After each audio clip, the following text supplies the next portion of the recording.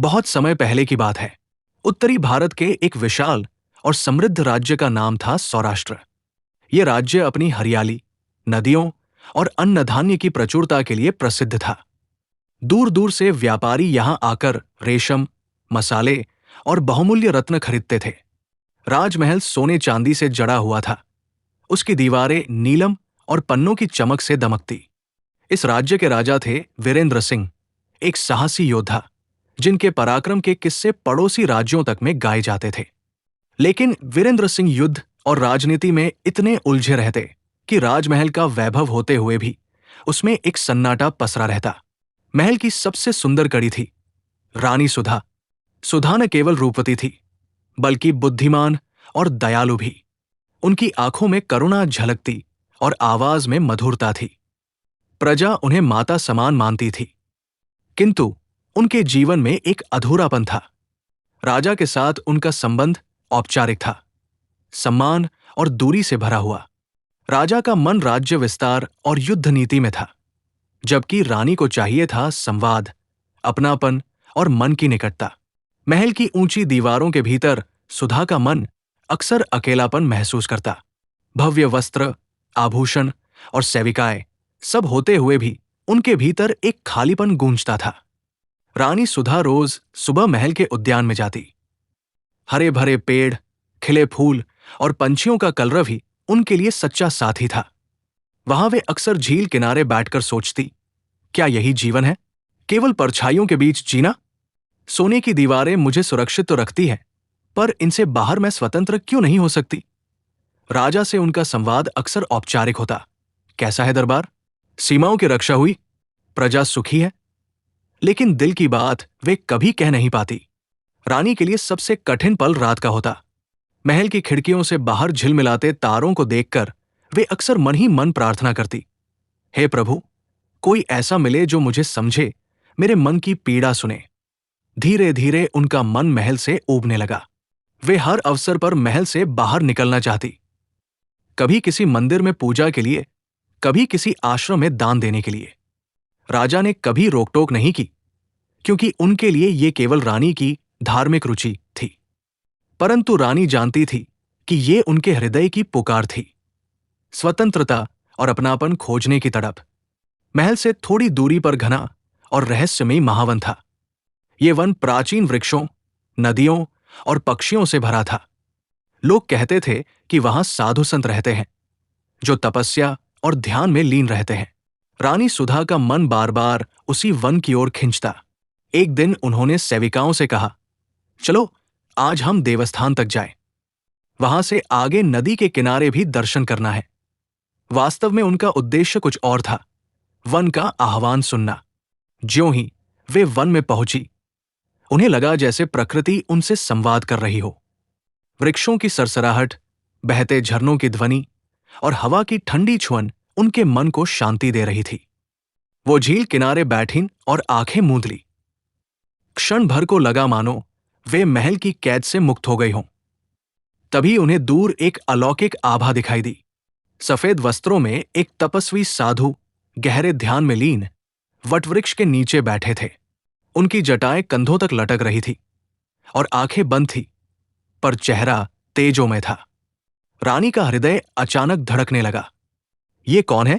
इतने शांत, इतने निर्मल, मानो इनके पास ही वो उत्तर है जिसकी खोज में मैं भटक रही हूं। उस दिन रानी ने पहली बार जाना कि उनकी आत्मा का असली ठिकाना शायद महल नहीं, बल्कि इस वन और इस साधु की निकटता हो सकती है। रानी सुधा जिस साधु को पहली बार वन में देख आई थी, उनका नाम था ऋषि हरितानंद। हरितानंद कभी एक बड़े राज्य के राजकुमार थे। बचपन से ही उनका झुकाव तप और ध्यान की ओर था। राज्याभिषेक का समय आया, लेकिन उन्होंने राज सिंहासन छोड़कर संन्यास को चुना। रानी सुधा ने उन्हें देखकर अपने हृदय में एक अजीब कंपन महसूस किया। ये कंपन भय का नहीं था, बल्कि एक आकर्षण का था, जैसे किसी ने उनके भीतर के शून्य को पहचान लिया हो। कुछ दिन बाद रानी पुनः वन में गई। इस बार वे अकेली नहीं थी, बल्कि 2 सेविकाएं और एक सैनिक उनके साथ थे। रानी ने बहाना बनाया कि वे देवी की पूजा हेतु फूल चुनने आई हैं, परंतु मन में था कि ऋषि हरितानंद से भेंट करनी है। वटवृक्ष के नीचे ऋषि गहरी ध्यानावस्था में बैठे थे। रानी कुछ पल दूर खड़ी रही। हवा में घुली शांत ऊर्जा ने उनके मन की हलचल थाम दी।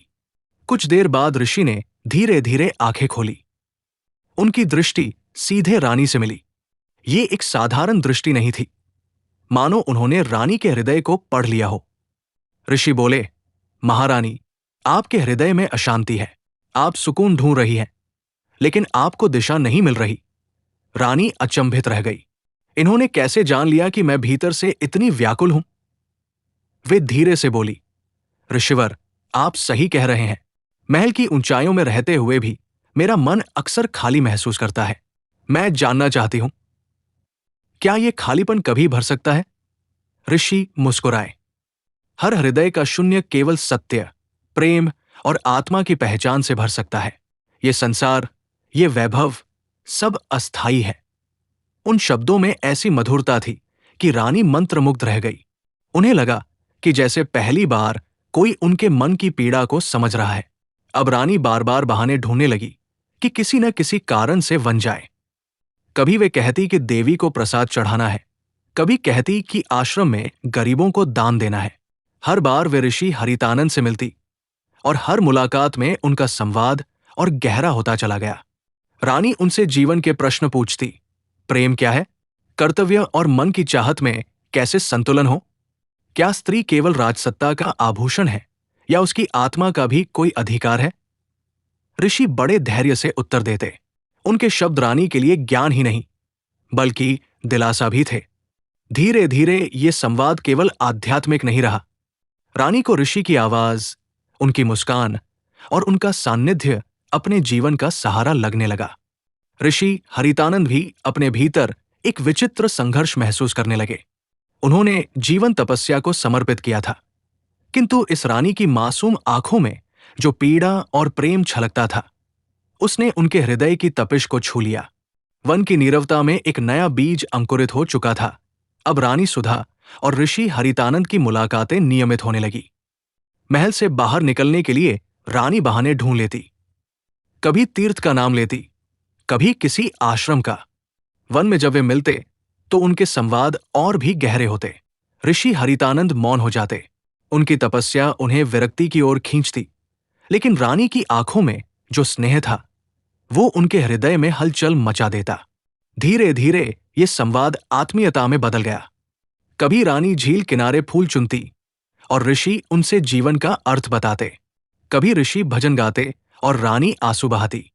वन के पक्षी, बहते झरने और चांदनी रातें उनके प्रेम की गवाह बनने लगी। लेकिन प्रेम कभी सरल नहीं होता।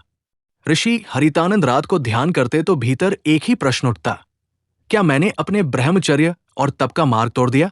क्या मैं अपने संकल्प से भटक रहा हूं? रानी सुधा भी महल लौटकर व्याकुल हो जाती। अगर राजा को पता चल गया तो क्या होगा? क्या समाज मुझे दोषी ठहराएगा? पर मैं अपने मन को कैसे रोकूं? उनके बीच ये आकर्षण अब केवल आत्मा तक सीमित न रहकर शरीर की निकटता की ओर बढ़ चला। एक दिन वटवृक्ष की छाया में जब रानी ने अपने आंसू बहाते हुए कहा, मुझे अब और अकेलापन नहीं सहा जाता, तो ऋषि का हृदय भी पिघल गया। उन्होंने पहली बार अपने तपस्वी संकल्प को तोड़कर रानी को गले लगा लिया। वो क्षण साधना और राजमहल, कर्तव्य और धर्म सबके पार था। ये था केवल दो हृदयों का आत्मिक मिलन। अब दोनों ने स्वीकार कर लिया कि वे एक दूसरे से प्रेम करते हैं। रानी के जीवन में पहली बार सच्चा सुख आया।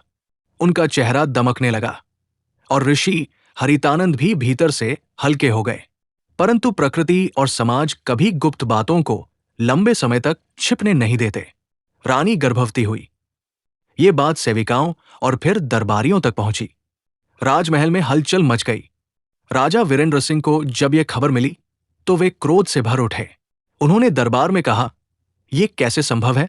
मैं तो महीनों से युद्ध भूमि में था। ये गर्भ किसका है?